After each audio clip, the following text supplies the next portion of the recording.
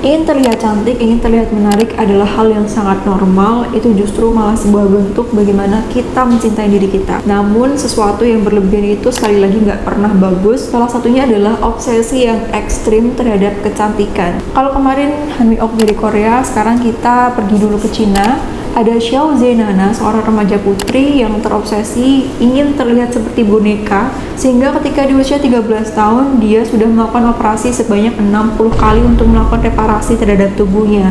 Jadi bukan cuma wajah aja tapi juga seluruh tubuhnya. Selama 3 tahun dia melakukan operasi sebanyak 60 kali.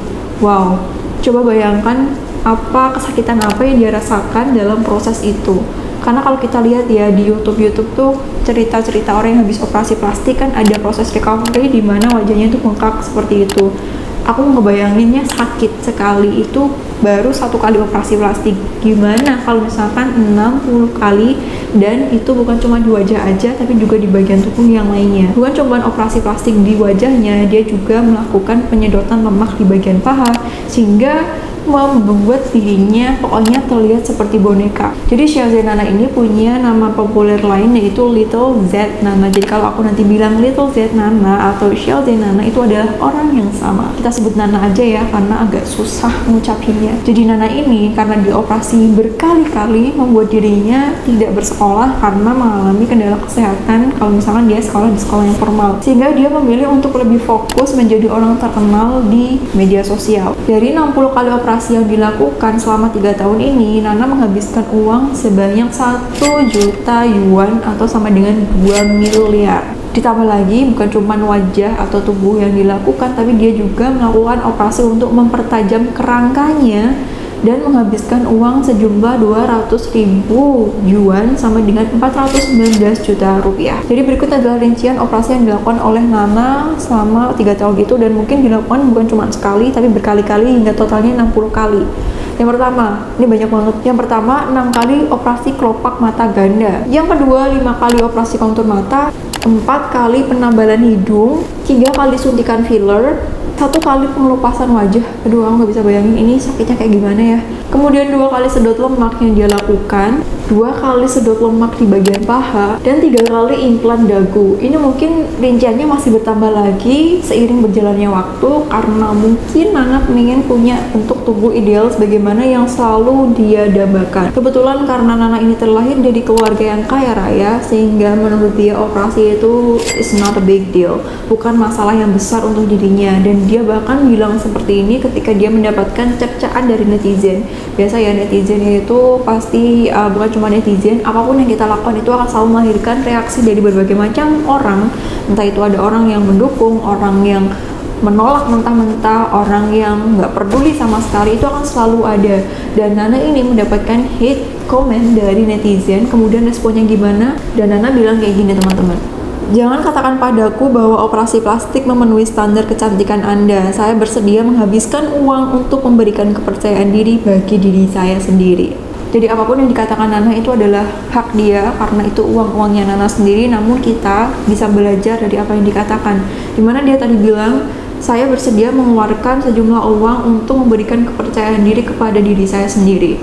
Jadi untuk kita jangan pernah meletakkan rasa percaya diri kita atau kepercayaan diri dan nilai diri kita pada sesuatu yang bersifat sementara seperti harta, penampilan, privilege orang tua yang terpandang. Harta itu meliputi banyak sekali ya, uangnya kita punya atau orang tua kita punya, terus kemudian barang mewah, entah itu baju branded, sepatu branded, atau mobil dan kendaraan, kemudian rumah mewah, atau jangan pernah kamu letakkan pada jabatan yang kamu punya atau orang tua terpandang yang kamu punya, karena hal-hal ini itu bersifat sementara sekali. Kalau kita meletakkan identitas diri kita kepada hal seperti ini, apabila itu sewaktu-waktu pergi, lalu bagaimana diri kita?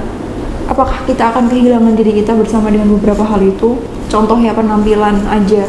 Penampilan seiring berjalannya waktu itu akan berubah. Ketika kita tua nanti akan semakin keriput, kemudian mulai timbul kerutan di area wajah, kemudian kulit sudah mulai agak longgar, bukan longgar ya, tapi agak mengendor, kemudian rambut sudah memudar menjadi warna putih, dan juga gigi yang awalnya bisa makan apa aja jadi ompong. Itu akan terjadi ketika kita tua nanti.